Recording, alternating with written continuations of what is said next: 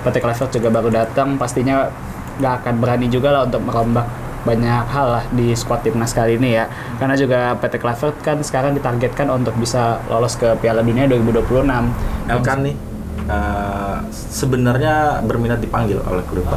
Soalnya dia habis cedera kan, terus dia baru dapat tempat utama di Blackpool, terus dia nggak dipanggil dengan alasan gue pengen ngamanin dulu nih. Iya, maksudnya dia egois juga. Harusnya kalau dipanggil tim nasional ya harusnya langsung mau lah. Assalamualaikum warahmatullahi wabarakatuh. Waalaikumsalam. Balik lagi di Koprol Bola, ngobrolin bola bareng kita semua. Nah, gimana puasanya hari ini? Lancar? Nah, sambil ngabuburit, ada baiknya nih nonton Koprol Bola yang kita rilis setiap jam 4 sore. Nah, untuk sebelum itu jangan lupa like, subscribe, dan komen dan share agar channel kita bisa berkembang. Untuk saat ini kita akan membahas topik yang lagi hangat, yaitu 27 pemain plus 3 naturalisasi yang dipanggil Kluivert untuk kualifikasi Piala Dunia 2026 ronde ketiga. Kalau di sini gue lihat nggak ada perbedaan antara pemanggilan pemain yang dilakukan pelatih sebelumnya, Sintayong dan Patrick Kluivert. Maka dari itu, gue akan membahas hal ini dengan 4 teman gue. Di sini ada 2 yang baru. Yang pertama, dia baru datang jauh banget dari Pamskui, Pamulang. Pamski. Yang benderanya kayaknya udah bukan merah putih deh. Bang Kenza, Halo. please welcome. Nih, selamat datang di Koprol Bola ya. Perdana ya. Terima kasih sudah memberikan tempat untuk ngeluarin unek-unek soal bola lokal. Nggak kepaksa ya? Enggak. Oh, enggak. Dan ini jauh banget, asli. Di peta aja nggak ada nih. Rekan gue dari Bogor, Rizky. Halo semuanya. Enggak pakai Rido tapi. Salam kenal. Salam kenal. Itu kamera bro, lu nggak salam kenal ke gua. Sorry. Enggak pakai Rido tapi. Nggak pakai Rido. Enggak pakai Rido. Rizky, gimana datang ke Koprol hari ini? Duh, sebenarnya tiba-tiba nih gue disuruh. Ya nggak apa-apa, yang tiba-tiba biasanya jadi biasanya. Iya. Emang kamu biasanya Yang penting ngapain? yakin kalau mau apa ya. Betul, yang penting Emang yakin. Kamu biasanya ngapain? Biasanya ngedit. Oke, selanjutnya ini teman diskusi gua bahas sepak bola Eropa maupun lokal Indonesia. Ada Gian dan Habib. Yeay. Bosen ya? Pemain lama. Pemain lama. Dan khususon Bapak Lano dan Pak Ferry sedang ada dinas yang nggak bisa kita muat ke publik karena sifatnya rahasia. Oke bro, 27 pemain telah resmi dipanggil oleh Patrick Kluivert. Dan di sini yang menarik nggak beda jauh. Yang dipanggil antara pemanggilan yang Kluivert dan Sintayong beberapa waktu yang lalu yang terakhir menang lawan Arab Saudi ya. Nah, tanggapan lu gimana Gi menurut lu? Skuad yang nggak berbeda jauh, yang menurut gue sebenarnya cukup wajar ya. Karena kan kita sisa 4 game terakhir lawan Australia, Bahrain, China sama Jepang. Patrick Kluivert juga baru datang, pastinya nggak akan berani juga lah untuk merombak banyak hal lah di skuad timnas kali ini ya. Karena juga Patrick Kluivert kan sekarang ditargetkan untuk bisa lolos ke Piala Dunia 2026. Which is kalau banyak perombakan berarti resikonya cukup gede nih. Hasilnya bisa ternodai ya, entah kalah atau bermain jelek. Sementara kan kalau kita melanjutkan warisan dari Sintayong, ya pasti secara permainan mungkin nggak akan berbeda. Tetapi setidaknya sudah ada chemistry dan juga pemahaman antara satu sama lain lah dengan para pemain itu. Jadi ya menurut gue cukup aja lah intinya. Kluivert nggak merombak banyak para pemain di timnas kali ini. Oke, kalau dari lu nih Bib nih, pelatih udah berganti nih, Sintayong ke Kluivert. Yang baru di sini cuman jersinya nih. Wis. Jersey sama ada beberapa pemain nih. Ya, Terus ya, ngapain kita ganti pelatih ke Kluivert? Ya menurut gua pemanggilan pemain oleh Kluivert ini sih udah paling betul ya. Ya. Karena ya kita tahu sendiri durasi Kluivert untuk melatih timnas kan juga pendek nih. Dari semenjak dari hire sampai nanti lawan Australia sama Bahrain. Jadi ini adalah keputusan terbaik Kluivert, keputusan yang bijak menurut gua. Apalagi kan dalam beberapa match terakhir kan pemainnya udah kompak lah, secara chemistry udah bagus. Dan gua juga merasa nggak bisa diremehkan nih pemain ini. Karena kan mayoritas bermain di Eropa juga, ya Jizes main di Liga Italia, lalu oleh Remeni yang baru dipanggil juga bermain di Liga Inggris yang kita tahu nggak bisa dianggap remeh kan, meskipun masih main di Oxford. Jadi ini adalah keputusan yang terbaik menurut gua, dan ya tinggal melanjutkan apa yang dilakukan STI aja sih. Iya. Mengingat ini juga durasinya sangat pendek kan, Iya. untuk meracik pemain-pemain timnas. Oke, nih langsung nih ke Bang Kenza nih. Kalau dari squad yang ada nih, ada nggak sih nama-nama yang menurut tuh sebenarnya dalam tanda kutip kurang pantas dipanggil ke timnas? Kalau dibilang kurang pantas sih sebenarnya ya ada beberapa. Ya. Kayak Mas yang ini, yang hoki banget itu. Oh ya. Kemudian ada Mas yang satu lagi yang lagi puasa, namanya Ramadan. Oke. Ramadan Sananta Ya. nggak layak menurut lo, oke? Kan nggak layak, kayak kurang pas aja gitu. Kurang pas. Karena di Persis Solo juga so-so nggak yang So-so. outstanding banget. Dibanding sama Septian, menurut gue lebih cocok Septian dibanding Sananta. Oke. Tapi balik lagi ke keputusan final ada di tangan Kluivert dan Alex Pastoor yang kemarin juga udah beberapa kali nonton pertandingan Liga 1.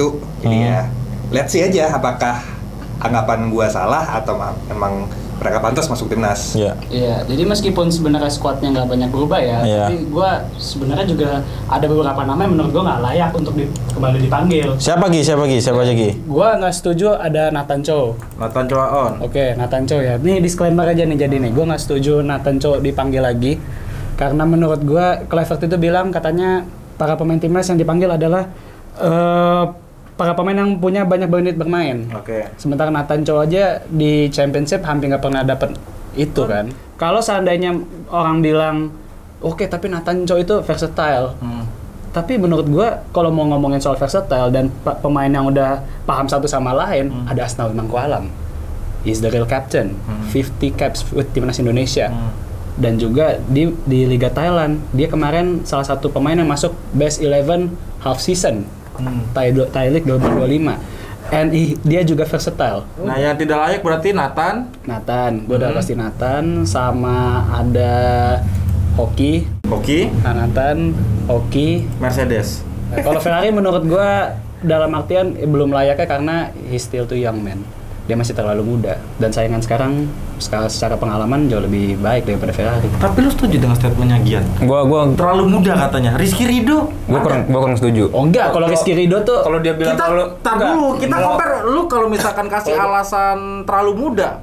Rizky Ridho muda juga. wait, tapi itu Udah. tahan dulu. Gimana? Jelasin dulu. Dia bilang Rizky Ridho Ferrari terlalu muda. Terlalu muda. Dan lu bilang memang betul Rizky Ridho juga masih muda. Iya. Lalu kalau kita ngomong masalah muda, di tim kita kan banyak pemain muda juga. Marcelino kurang muda apa? Nih, masalahnya begini. Lalu tar dulu. Even J.J. pun masih muda bisa dibilang kan. Iya. Lalu ada Justin Hubner juga masih muda. Maksud gua udah saatnya memang generasi ini yang stand up. Enggak, kalau gua gini Beb, kalau gua I have my own reason ya. Jadi kenapa Ferrari masih belum layak ya untuk di squad 2 laga besok. Satu, dia fakta dia masih muda. Umurnya masih 20 atau 21 tahun lah ya. Oke. Kedua, kalau lo mau bandingin sama Rizky Ridho muda 23 tahun, tetapi caps-nya udah hampir 40. Ya. Dia udah pemain yang pengalaman di timnas ya. Umur muda tapi pemain pengalaman. Marcelino pun sama begitu juga. Umur muda sama kayak Ferrari tapi secara caps dan pengalaman jauh di atas Ferrari. Tapi kan jam menit bermainnya Ferrari di Persija juga harus diperhitungkan. Betul. Iya, tapi kan kalau mau bandingin sama back tengah lainnya, Jordi Amat main, Zayed main, Ya, oke. Rizky Ridho main. Jordi Amat tua. Ya tapi kan kita butuh pemain yang experience juga. Saat ini ya, 2 laga besok yang intensitasnya mungkin akan lebih besar dan lebih kencang. Kita butuh pemain yang punya experience untuk bisa membimbing anak-anak muda lainnya. Oke, nih, ini bahas ngebimbing nih, pergantian pelatih dari STY ke Kluivert nih. Menurut lu kaptennya bakal berubah nggak, Gi? Kalau menurut gua kapten masih tetap sih. Tetap Izes berarti, karena Soalnya menurut gua udah cocok banget sih dia. Ya. jiwa kepimpinannya udah Setuju, ada. setuju. Apalagi gue tambahin ya, apalagi kan dia udah jadi kapten di klub Liga Italia Venezia kan. Venezia. Itu ya kita nggak bisa kita pungkiri salah satu liga terbaik di dunia lah. Apalagi berarti kan kemampuan leadership juga diakui di Eropa. Jadi buat gue nggak ada alasan lain buat Kluivert untuk mengganti ban kapten sih. Ya lagi Ya itu ya terlepas dari banyak juga kan pemain kita yang punya leadership yang bagus kan, kayak Rizky Ridho bagus. Lalu Jordi Amat juga bagus. Ya tapi kalau kita main hitung-hitungan secara pengalaman ya J.J. paling top memang saat ini. Untuk saat ini. Untuk saat ini. Gimana? Kalau lu setuju berarti? Setuju. Setuju juga dengan Ijaz yang tetap jadi kapten ya? Ibaratnya kalau bahasa Inggrisnya ya, if it's not broken, don't fix it ya. Ijaz jadi kapten udah cocok. Kayak ngapain diganti lagi? Terlebih ini nggak ada Asnawi kan. Kalau gue mungkin kapten lapangan Ijaz, tapi kapten di luar lapangan Jordi Amat. Ya, make sense. Oh, pengendali locker room. Ya. Apa enggak ada kubu-kubuan tuh? Enggak, kalau gue justru lebih cenderung mungkin lebih ke Rizky Ridho ya kalau di luar lapangan. Kenapa tuh? Karena gue rasa Rizky Ridho di luar, selain dia punya leadership yang bagus, ya gue tahu dia bisa fasih bahasa Inggris juga lah. Yang dia mah bisa merangkul pemain diaspora dan pemain lokal juga kan. Nah sementara kalau Jordi Amat tanpa gue mau ngering rasa hormat ke dia ya mungkin bahasa Indonesia masih kurang lah. Melayu dia kayaknya bisanya. Melayu bener.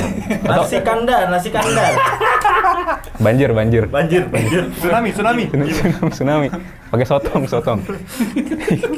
Iya, jadi gua rasa Rizky Ridho. Sorry ya guys, emang mendekati buka udah lapar nih. Gimana lanjut. Ya, jadi gua rasa Rizky Ridho lebih oke lah kalau untuk di luar lapangan. Lebih oke ya. Oke nih.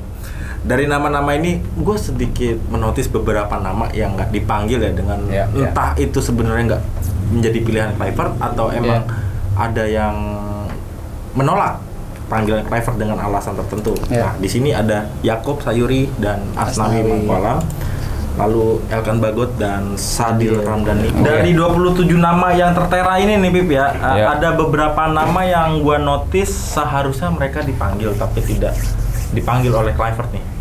Ini ada Yaakob sama Asnawi ya. Terus juga ada Elkan dan Sadil nih. Gue notice yang ini dua dulu nih. Menurut kenapa alasannya mereka nggak dipanggil? Kalau buat Asnawi sendiri ya, menurut gue sih kalau kita lihat dari beberapa game terakhir sama timnas memang underperform. Saat masih sama STY kan. Udahlah, gue inget pas lawan Cina tuh dia main satu babak memang underperform, lalu diganti kan. Lalu setelah itu dia lebih sering di cadangan. Nah mungkin Patty Kluivert juga berkaca dari pertandingan itulah, dia mau pelajari juga kan. Mungkin Asnawi udah nggak relevan nih dengan timnas sekarang.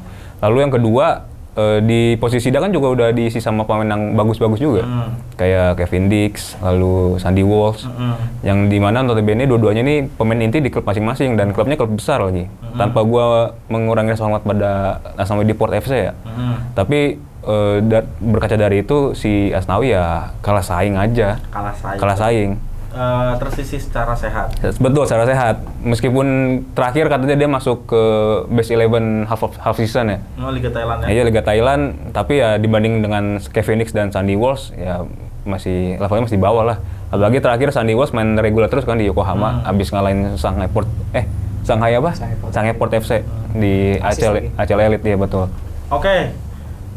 Ini dari segi Asnawi nih, penjelasan Habib nih. Kalau dari lu Ken, kenapa nih Yaakob nggak dipanggil? Padahal Yaakob itu yang memberikan assist fenomenal ke gol Marcelino. Lebih ke ini sih, kalau gue melihatnya ke perubahan taktik. Karena kalau STY kan itu pendekatannya defensif. Butuh pemain-pemain seperti Yaakob yang ngebut. Nah, kalau Kluivert mungkin lebih possession based, nggak terlalu defensif. Jadi pemain-pemain seperti Yaakob ini jadi kayak kurang pas lah sama taktiknya. Dan sama kayak Habib juga tadi udah kalah saing. Karena di posisinya kebetulan udah banyak yang bagus. Eliano kemungkinan bisa. Marcelino bisa ditarik ke kanan juga. Ada Urat Mangun. Dan masih yang kalian cek sendiri ya teman-teman. Oh ya sama ini kalau dilihat lawan-lawannya Australia dan Bahrain kan ya badannya gede-gede ya. Ya kalau si Yaakob ini underperform ya ngapain dia di lapangan. Kayak secara badan pun juga udah kurang kalah saing gitu. Oke nih. Sadil. Gua selalu notice Sadil panggil di Sabah dia gila. Kenapa dia nggak dipanggil Kluivert, bahkan nggak dilirik kayaknya? Apa ya? Gue kalau masalah kenapa nggak dilirik ini, kalau boleh berspekulasi mungkin emang ada gesekan lah di antara Sadil dan juga timnas ya. Timnas? Iya, soalnya bukan STY. Ya kalau udah nggak dilirik juga sama Patty Kluivert, berarti kan there's something wrong, ada sesuatu yang salah gitu loh. Meskipun menurut gue Sadil itu secara permainan ya dan secara statistik di Malaysia Super League musim ini jauh di atas layak gitu loh. Dan kita kan nggak punya tuh winger-winger yang bisa main cut inside entah itu langsung kasih shooting atau early cross, hampir nggak punya kita. Winger-winger kita kan kebanyakan winger-winger yang dominan main kaki, misalkan kaki kanan mainnya di kanan, kiri di kiri kan. Dan sebenarnya sayang juga sih kalau nggak ada Sadil Ramdhani ya, karena bisa jadi solusi alternatif. Ya, bisa jadi solusi alternatif kalau kita lagi buntu. Karena syutingannya dia itu tuh yang menurut gue bakal jadi senjata banget, dan crossingnya dia luar biasa. Gue ngeliat Sadil tuh ingat Robben. Iya, itu maksud gue kan. Jadi kayak cut inside syutingnya itu tuh bahaya, dan itu beberapa kali sering pernah dia lakuin, entah itu di timnas Under 19 dan Under 23 gitu loh. Jadi kan kualitasnya udah terlihat. Nah, sepanjang kita syuting hari ini ya, Garuda Calling kan 27. Dan yang 3 yang baru disumpah itu kan belum dimasukin list. Dan juga ada berita Egy Maulana Fikri cedera. Oke. Apakah membuka peluang Sadil bisa dipanggil jadi second option? Seharusnya ya, kalau emang Kluivert punya tim data analis dan punya lah bro, Alex Pastur. Ya maksud juga kan nggak mungkin Pastur doang kan. Hire saya. Data analis kan di balik layar sebenarnya gitu loh, bukan cuma asistennya. Dan secara tactically fit in dengan Kluivert, paling masuk akal harusnya Sadil. Tapi kalau ternyata dia melihat profil-profil lain, atau bisa jadi Jakob ya, yang menurut gua nih, gue justru mungkin sedikit beda ya sama Bang Genza ya. Jakob menurut gua masih fit in, karena kita butuh pemain yang bisa fast break. Karena kalau lawan Australia, lawan Bahrain, kita kan bakal main fast break juga tuh. Kecepatan dia bakal berguna banget. Itu. Terakhir nih, Ki, Elkan nih sebenarnya berminat dipanggil oleh Kluivert. Cuma dia menolak karena alasan dia pengen dapat tempat inti di Blackpool. Nah terus menurut lu dia nasionalis nggak sih menolak Indonesia itu kan membela timnas nih? Harusnya dalam keadaan apapun tuh siap. Bicara nasionalis nih, nasionalis nggak nih si Elkan Bagot nih sebenarnya? Kalau menolak harusnya enggak sih. Nggak nasionalis. Iya. Berarti untuk beberapa misalkan berarti dia pengkhianat bangsa dong. Kalau Habib, kalau menurut kamu gimana Habib? Enggak, Rizky Ini dulu. Soalnya Rizky ini pakar sejarah, Cok. Iya. Gimana menurut lu, Ki? Dalam jeda internasional beberapa waktu ke depan layak nggak dipanggil Elkan Bagot nih? Enggak, tapi dia egois juga ya kalau dia pengen soalnya dia habis cedera kan, terus dia baru dapat tempat utama di Blackpool, terus dia nggak dipanggil dengan alasan gue pengen ngamanin dulu nih. Iya, maksudnya dia egois juga. Harusnya kalau dipanggil tim nasional ya harusnya langsung mau lah. Nah, gue setuju sama Rizky. Kalau semua pemain kan tujuannya pengen main timnas. Sebuah pride kan, kebanggaan. Lu punya paspor Indo, dipanggil Indo harus. Iya. Kalau Habib setuju tapi dia nggak nasionalis. Enggak, kalau menurut gua, Elkan Bagot ini dia agak complicated case-nya. Karena pertama, dulu kan pas zaman STE dia sering sempat nggak dipanggil nih untuk beberapa waktu kan. Lalu sekarang dia mendapat panggilan lagi dari Kluivert, tapi dia menolak. Gue jadi 50-50 nih menilainya. Kalau dulu mungkin karena dia ada masalah dengan Sintayong nih, oke lah, ada masalah pribadi kan. Bukan karena dia nggak mau dipanggil.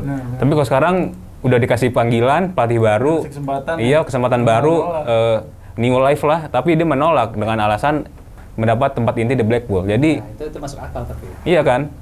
Ya maksud gua ini timnas loh untuk kualifikasi Piala Dunia lagi. Jangan-jangan dia mau dipanggil kalau udah lolos Piala Dunia. Lo sape, Go. Iya, maksud gua lu pakai lambang dada Garuda di dada tapi dipertanyakan isi dada lu gitu. Kok beda ya omongannya?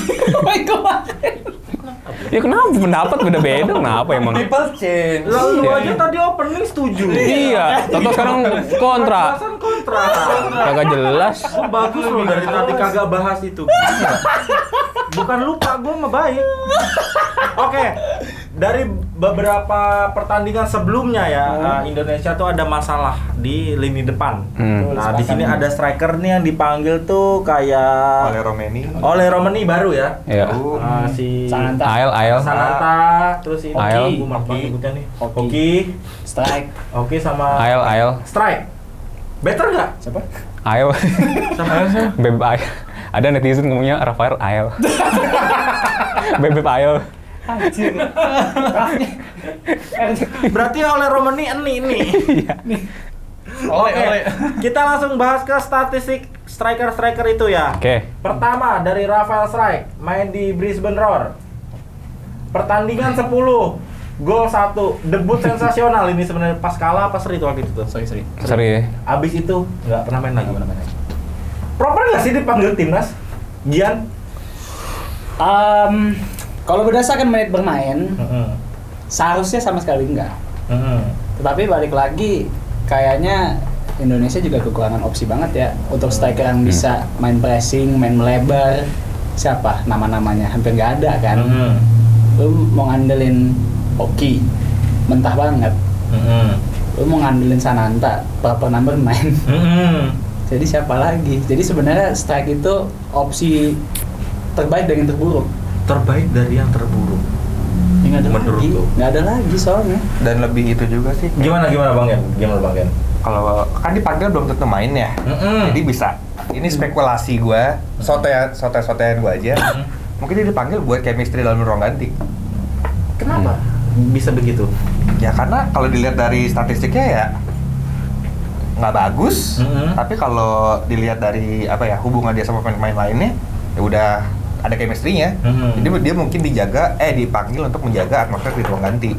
Dan satu lagi, Kluivert kan orang baru, jadi juga masih belum mau terlalu banyak ngubah. Ya. Jadi ya mungkin dua itu alasannya. Tapi kalau gue agak notice ya, kalau misalkan bicara masalah chemistry ruang ganti ya, apakah dia salah satu diaspora yang ngebrontak di Cina saat itu? Iya. Ruang ganti yang bikin panas. Iya. Nggak tahu ya. Kita Tapi nggak tahu. kalau ternyata itu dia, ya. Salah satunya. Kalau ternyata salah satunya dia, Berarti Iya. misinya berhasil. Misinya berhasil. Mission sukses. berarti dia pemain yang nggak sadar diri itu aja sih. Iya. Oke, Habib, gimana nih? Ya. Ayo. Bebek ayel. Ya menurut gua baik lagi ke statement gua di awal. Waktu Kluivert untuk meramu tim itu terlalu pendek, terlalu singkat. Ya awal hasil dia harus lebih banyak mengandalkan pemain yang sebelumnya sudah pernah dipanggil juga kan. Terlebih ya yang dibilang teman gue tadi, chemistry-nya udah pada dapet kan. Ya meskipun gue setuju statistik golnya sampah banget. Sebelumnya juga sampah sih pas di Ado Den Haag. jadi ya kita nggak bisa berharap banyak, nggak bisa berekspektasi lebih kalau Rafael bakal jadi gedor serangan yang bagus buat timnas. Ya baik lagi, kita pelatih baru masih harus ada penyesuaian lah pasti kan. Meskipun Patrick Kluivert dibantu dengan asistennya yang katanya jenius dalam taktik, ya kita nggak bisa berekspektasi banyak dulu lah. Tapi kalau dari Lucky nih, Ael. Kalau kata teman-teman fans Indo kita yang baru mengikuti timnas kan ganteng nih buat FOMO nih. Apakah dipanggilnya Strike ini buat menjaga Supporter. Animo masyarakat, Animo. khususnya wanita untuk Iya, bisa jadi. Kaum rahim Soalnya anget. kan tahu sendiri, fansnya dia tuh khusus cewek-cewek ya. Iya. ngasih kado. Kado. Itu. Banyak Jadi kan- banget tuh kalau di main di Indo tuh. Iya. Kadonya. Makanya jadi mungkin kalau nanti tanding kan supporternya makin banyak kan. Berarti yang mendukung entertainment. Iya, bisa jadi. Bisa jadi. Ya ibaratnya dia dadah dari band saja perlu. Iya. Atau mukanya disorot ntar keluar di layar langsung pada teriak. Nah, Iya. Tapi menarik ya. Oh berarti dari lu emang ya, sayang juga kalau Strike Iya, sayang. nggak Iya. dipanggil. Takutnya kan kalau dia nggak dipanggil berkurang gitu lah, apa sih? Supporternya, supporter FOMO. FOMO itu. iya. Bisa jadi. Iya. Bisa jadi si Tejo dipanggil buat menjaga itu loh. Meskipun nggak layak ya. Nggak layak. Nah, bisa juga tuh. Tapi menariknya di sini Rafael Strijk ya, dia bisa di posisi yang ini yang di lebih besar ini dominan. Ternyata dia Kiri. fokusnya bukan striker, Iya. winger. Tapi gua ngeliatnya sama aja mau main di mana juga. Oh sama aja. Sama aja. Golnya yang pressing itu bagus banget loh. Lawan Bahrain. Sel. Yang mana nih? U23 apa timnas? U23. Oh, U23. Kalsel ya. Bagus kan? Iya sih, Ya, tapi U23 bagus. Senior juga pressing betul lawan Bahrain. Bahrain bener. Oh iya. Ya, tapi Tapi itu habis itu hilang. 1 gol dari sekian kali percobaan. Sekian ribu percobaan. Ya abis nggak tahu lah gue nggak mau. Ya kalau gue sebenarnya gimana ya? Kalau sama Rafael Stark ini sebenarnya kita main kayak nggak pakai striker. Betul. Sebenarnya ya. False nine ya? Malah kayak bukan false nine juga gue Kayak ngeliatnya. pemain 10 orang ya? Iya. Dia ada coba biar pas 11 aja di lapangan. Jadi Kartu merah. pemain sistem banget gitu loh. Iya, jadi bukan proper number 9 yang kita cari-cari buat cetak gol. Justru kalau lu tanya lebih milih strike apa Sananta, gue lebih milih Sananta jadi starting. Lebih diasah lah. Iya. Tahan dulu Sananta, kita bahas ke pemain selanjutnya. Hoki. Al-Hoki Caraka. Kalau ini gue ada pendapat sendiri. Pemain kesukaannya Bang Akmal Makali. Bang Akmal. Oke. Hoki. Sebagai anak bolanya Bang Akmal nih, gimana lu dipanggilnya Hoki nih ke timnas saat ini?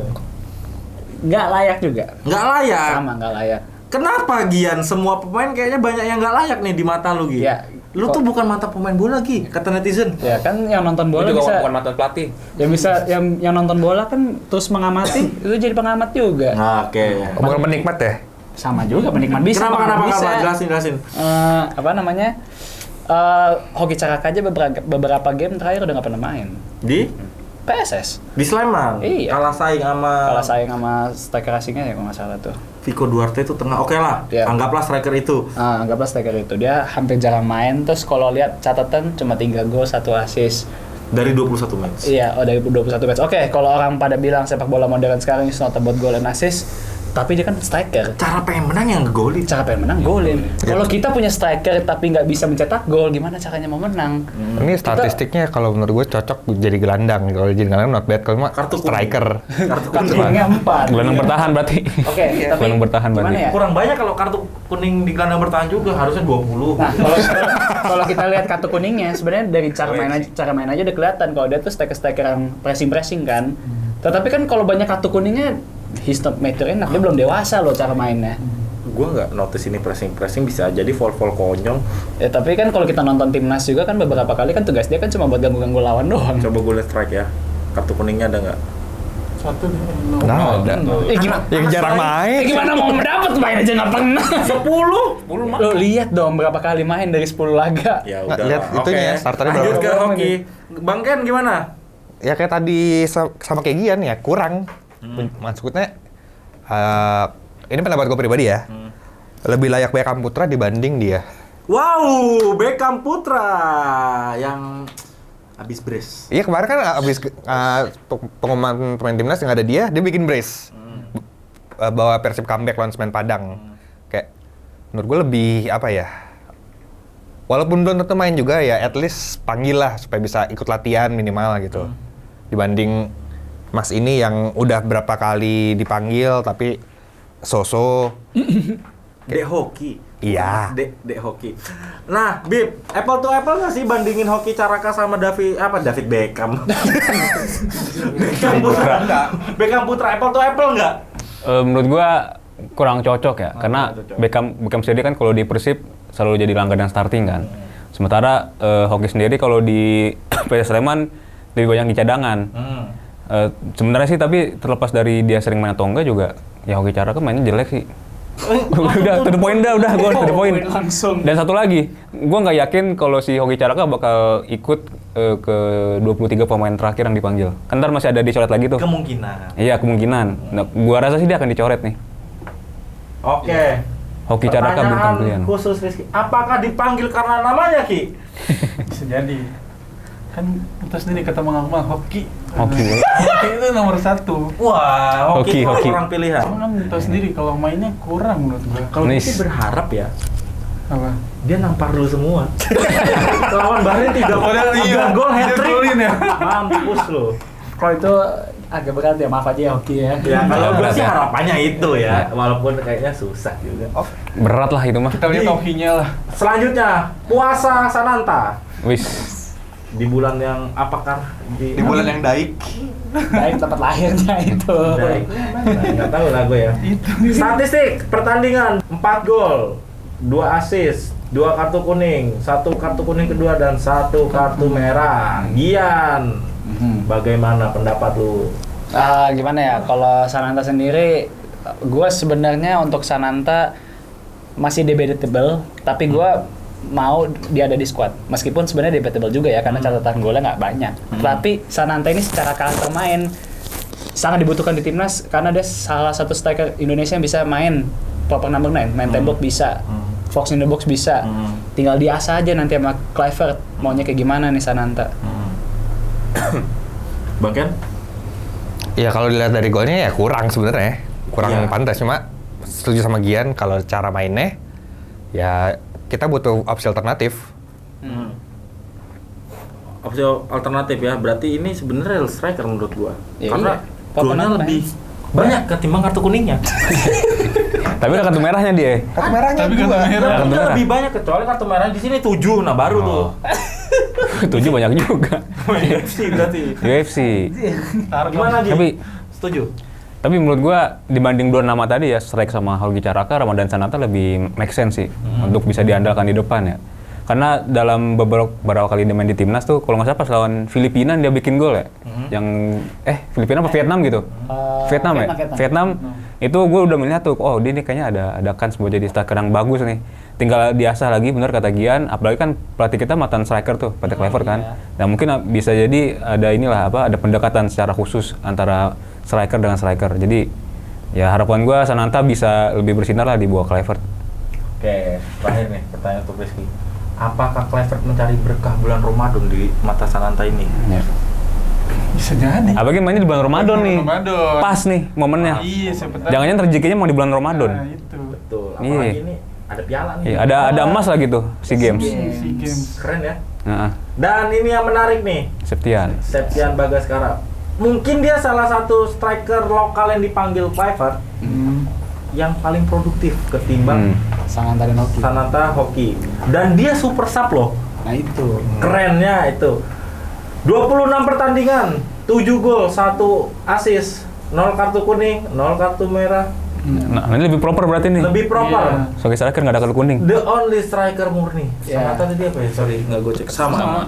Tapi Septian. benar kata lu ya Vanya, dia tuh super sub hampir jarang jadi starter karena Mbak, kan geser ke bawah posisinya kan diambil Alex sama Martinsnya Alex Martins. juga Atas. Iya. Nah ini 26 pertandingan cuma 11 yang starter. 15-nya cadangan, tapi bisa bikin 7 gol. Yang mana itu lumayan bagus untuk striker pelapis Super ya. sub, ah. Ya. Gimana? Berarti lu setuju nih? Pemanggilan harusnya dia yang jadi starter nih? Enggak. Oh, tetap enggak? Belum. Kalau gue ada jawaban sendiri. Gimana? Kalau 3 nama tadi kan mereka udah ada catatan pernah main di tim senior ya. Udah pernah main juga beberapa kali. Tapi kalau Septian Bagaskara ini ya praktis baru debut nih dipanggil.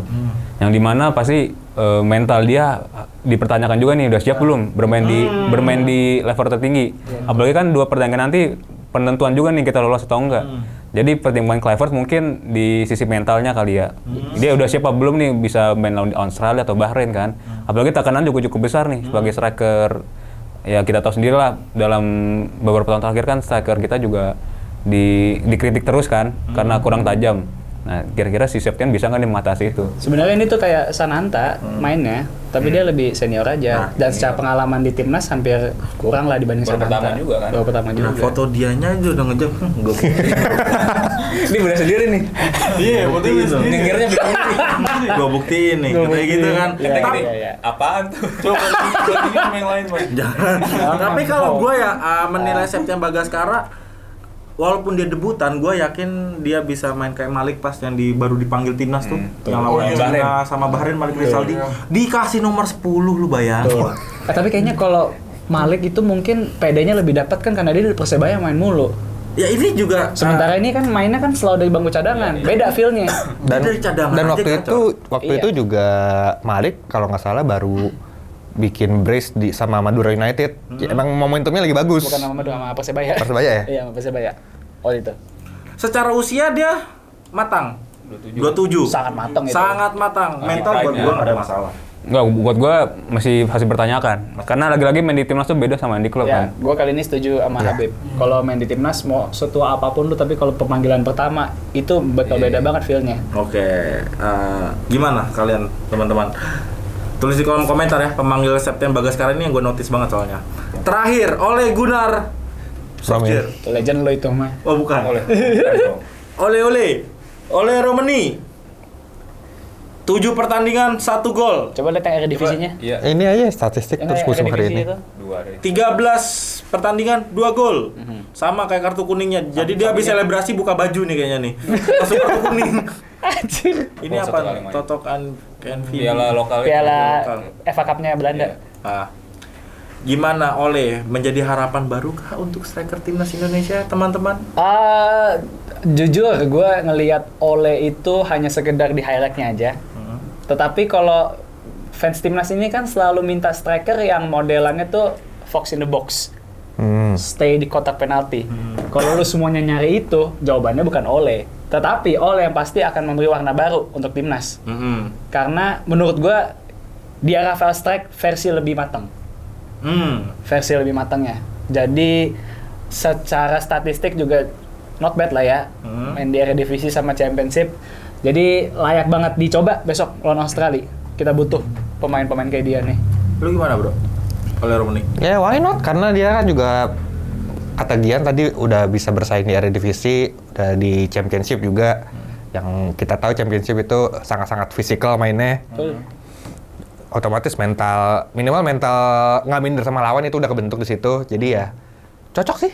Walaupun ya statistiknya Menurut gua justru Ole Romani salah satu pemain yang gua nantikan debutnya di timnas ya. Karena dalam beberapa tahun terakhir ya kita kekurangan striker tajam lah. Dan gua melihat Ole Romani sebagai salah satu jawaban dari lamanya kita nggak punya striker bagus.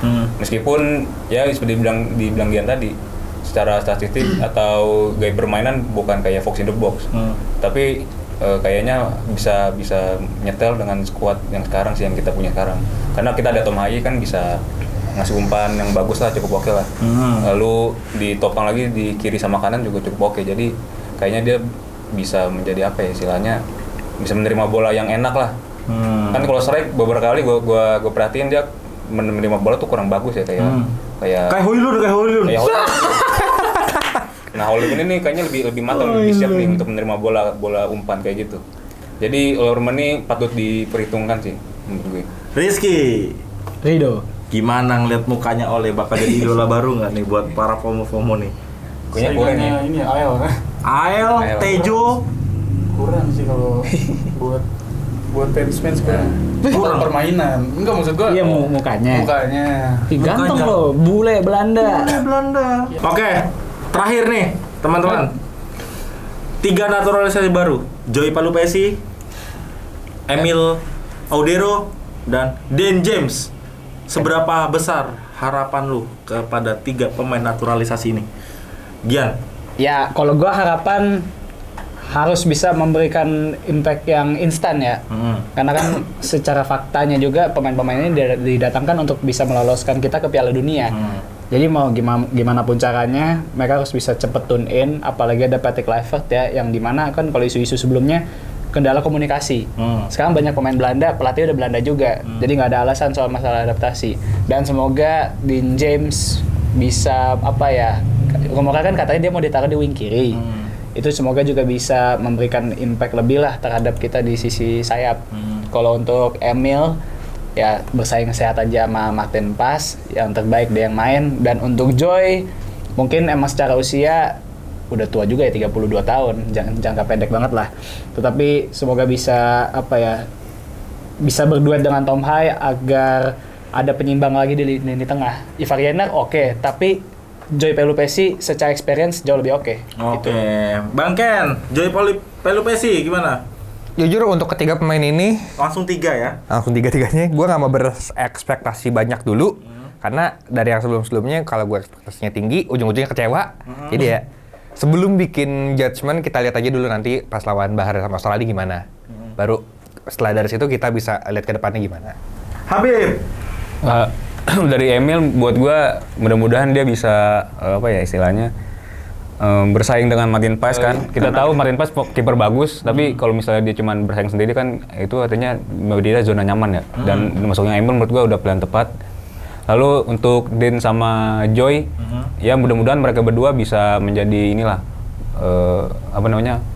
squad depth kita supaya lebih dalam lagi ya. Dan bisa membawa kita maju ke Piala Dunia. Gimana Ki? Pemainnya nih usia matang nih kecuali Dan James nih. Gimana Ki? Buat timnas Indonesia menurut lu Ki?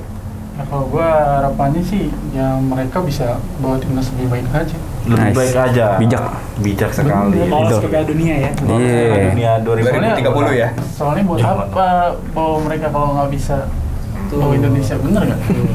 Oke, dari diskusi kita yang cukup panjang ini ya, teman-teman, dari 27 pemain plus 3 ini ya, kemungkinan besar ada yang dicoret 7 pemain jadi di 23 dan mereka berharap tambahan 3 ini bisa membuat Indonesia berbicara banyak bahkan lolos ke Piala Dunia 2026.